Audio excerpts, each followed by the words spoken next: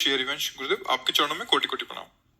महाराज जी, जब सब भगवान तत्व से एक ही हैं, तो अलग अलग पुराण, देवी भागवत, शिव महापुराण, भागवतम में उत्पत्ति का विवरण अलग अलग क्यों होता है? इसमें रुचि विशेषता है। अब जैसे किसी ने मातृभाव की विशेषता है तो वो माँ की उपासना करेगा, और जब माँ की उपासना करेगा तो जब तक सर्वव्यापी, सर्वसमर्थ, सर्वेश्वर नहीं होगा तब तक वो भगवान या तत्व नहीं माना जाएगा। जो सर्वव्यापी हो, सर्वत्र हो और सर्वशक्तिमान हो, वही तत्व माना जाएगा, नहीं तो नहीं माना जाएगा। तो अब माँ तत्व है, देवी प्रपन्नार्थ हरे प्रसीद प्रसीद मातर जगतोखिलस्य प्रसीद विश्वेश्वरी पाहि विश्वम त्वमीश्वरी देवी चराचरस्य। तुम ही चराचर हो, तुम ही सबकी ईश्वरी हो, तुम ही से सब प्रकट हुए। ठीक समझ में आ गया? तो तत्व रूपी माँ है ना। अब गणेश जी आओ, तो जब गणेश जी की बात पढ़ोगे तो सब कुछ गणेश जी है। तुम ब्रह्म, तुम रुद्र, तुम सब कुछ गणेश जी हैं और सर्वव्यापी गणेश जी हैं। तो ये सिद्ध होना चाहिए कि तुम सर्वव्यापी तत्व की उपासना कर रहे हो, वही परमात्मा माना जाएगा। अब शिव जी में आ जाओ, वही सब कुछ है। शिव पुराण उठा के देखो।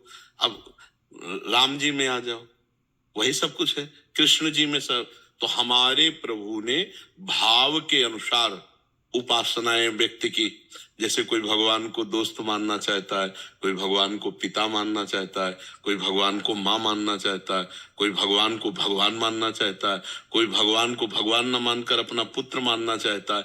जैसे भाव करो वैसे ही भगवान आपको प्राप्त। हमारे भगवान में ये सुविधा है, जैसे जैसे चाहो आप वैसे। आप भगवान से दोस्ती कर लो, भगवान को आप स्तुति करो, और आप भगवान को चाहे कटुवचन बोलो, जैसे जैसे तुम्हारा संबंध जोड़ना चाहो वैसे जोड़ लो, पर परिणाम उसका अलग अलग है।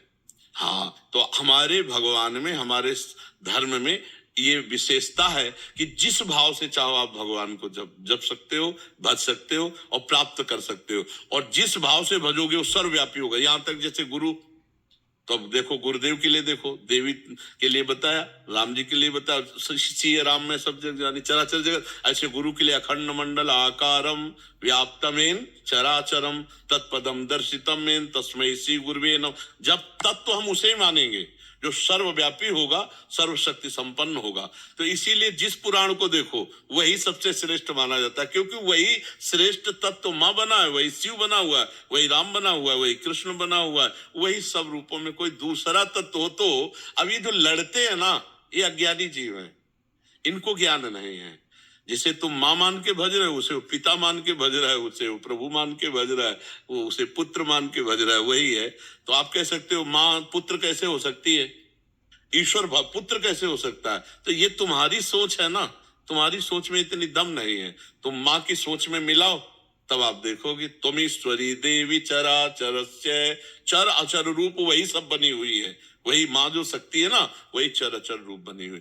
और दूसरे शब्दों में या देवी सर्वभूतेषु बुद्धि रूपेण संस्थिता नमस्तस्यै नमस्तस्यै नमस्तस्यै नम। अब सबकी बुद्धि के रूप में वही विराजमान है।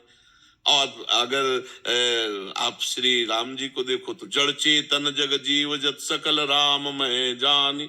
अब कृष्ण रूप में देखो तो वासुदेव सर्वमिति, सब कुछ वासुदेव है। ब्रह्म रूप से देखो तो सर्वम खलमिदम ब्रह्म ने नास्ति किंचन। वो एक ही तत्व के अनंत नाम, अनंत रूप, अनंत लीला है। हरि अनंत, हरि कथा अनंता। समझ में आ रही बच्चा?